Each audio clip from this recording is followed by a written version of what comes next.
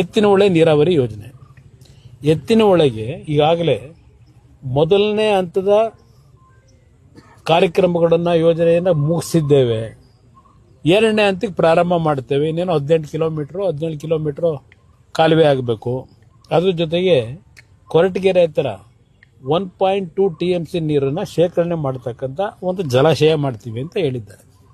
2018ರಲ್ಲಿ 5.57 TMC ನೀರನ್ನು ಹಿಡಿದಿಟ್ಕೊಳ್ತಕ್ಕಂಥದ್ದಕ್ಕೆ ಒಂದು ಜಲಾಶಯ ದೊಡ್ಡಬಳ್ಳಾಪುರ ಕೊರಟಗೆರೆ ಮಧ್ಯದಲ್ಲಿ ಆಗ್ತಕ್ಕಂಥದ್ದಕ್ಕೆ ಒಂದು ತೀರ್ಮಾನಗಳಾಗಿ ಜೀವೋ ಎಲ್ಲ ಇಶ್ಯೂ ಆಗೋಗಿತ್ತು. ಆಮೇಲೆ ನನ್ನ ಸರ್ಕಾರ ಹೋಯ್ತು, ಯಡಿಯೂರಪ್ಪನವ್ರು ಬಂದರು. ಆ 5.57 TMC ನೀರು ಶೇಖರಣೆ ಮಾಡ್ತಕ್ಕಂಥ ಜಲಾಶಯವನ್ನು ಕಟ್ ಡೌನ್ ಮಾಡಿ 2 TMCಗೆ ಅಂತ ಅವ್ರು ಮಾಡಿದರು. ಅದನ್ನೀಗ 1.2 TMC ಇವರು ಇಳಿಸಿದ್ದಾರೆ. ಈಗಾಗಲೇ ಯಾವೊಂದು ನಮ್ಮ ಪರಿಸರ ಇಲಾಖೆಯಿಂದ, ಫಾರೆಸ್ಟ್ ಡಿಪಾರ್ಟ್ಮೆಂಟಿಂದ ಈಗಾಗಲೇ ತಕರಾರಾಗಿದೆ. ಇವರು ಹೇಳ್ದೆ ಕೇಳದೆ ಪರ್ಮಿಷನ್ಗಳಿಲ್ಲದೆ ವಯಲೇಟ್ ಮಾಡಿ ಸುಮಾರು 24 ಕಿಲೋಮೀಟರ್ ಕಾಲುವೆಗೆ ಇವತ್ತು ಏನು ಒಂದು ಸಮಸ್ಯೆಗಳನ್ನು ಇವರೇ ಉದ್ಭವ ಮಾಡ್ಕೊಂಡಿದ್ದಾರೆ. ಇದೆಲ್ಲ ಇದೆ. ಈಗ ನೀರನ್ನ ಹೇಳ್ತಾನೆ ಇದ್ದಾರೆ ಕಳೆದ 2 ವರ್ಷದಿಂದ, ಈ ಜೂನು ಕೊಡ್ತೀವಿ ಅಂತ ಹೇಳಿ.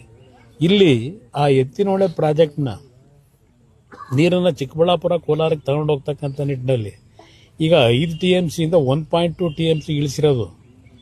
ಇಲ್ಲೇ ಅರ್ಥ ಮಾಡ್ಕೊಳ್ಳಿ ಇವ್ರು ಎಷ್ಟರ ಮಟ್ಟಿಗೆ ಈ ಯೋಜನೆ ತರ್ತಾರೆ ಅನುಷ್ಠಾನಕ್ಕೆ. ಒಂದು ಕಾರ್ಯಕ್ರಮ ನಿಮ್ಗೆ ಹೇಳ್ತಾ ಇದ್ದೀನಿ ಯಾವ ಥರ ಇದೆ ಅಂತ ಹೇಳಿ. ಹಲವಾರು ನೀರಾವರಿ ಯೋಜನೆಗಳ ವಿಷಯದಲ್ಲಿ ದುಡ್ಡೇ ಇಟ್ಟಿಲ್ಲ. ದುಡ್ಡು ನೀಡದೆ ಸುಮ್ಮನೆ ಘೋಷಣೆ ಮಾಡಿದ್ದಾರೆ. ಅದು ಎಷ್ಟು ದಿವಸ ಆ ಘೋಷಣೆ ಇರಲಿಕ್ಕೆ ಸಾಧ್ಯ? ಭರಪೂರ ಘೋಷಣೆ ಇದೆ, ಅದರಲ್ಲೇನು ಸಂಶಯ ಏನೂ ಇಲ್ಲ.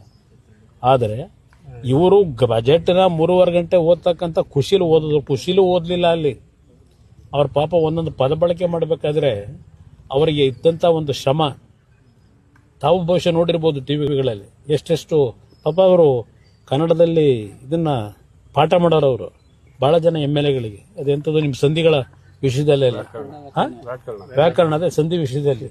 ಇಲ್ಲಿ ನೆನ್ನೆ ಅವ್ರು ಓದಬೇಕಾದ್ರೆ ಅವ್ರು ಪಡ್ತಾ ಇದ್ದಂಥ ಶ್ರಮ ನೋಡಿದಾಗ ಜನಗಳ ಪರಿಸ್ಥಿತಿ ಏನಾಗುತ್ತೆ ಅನ್ನೋದನ್ನ ಆ ಶ್ರಮದಲ್ಲಿ ನಾವು ಕಾಣ್ತಾ ಇದ್ವಿ.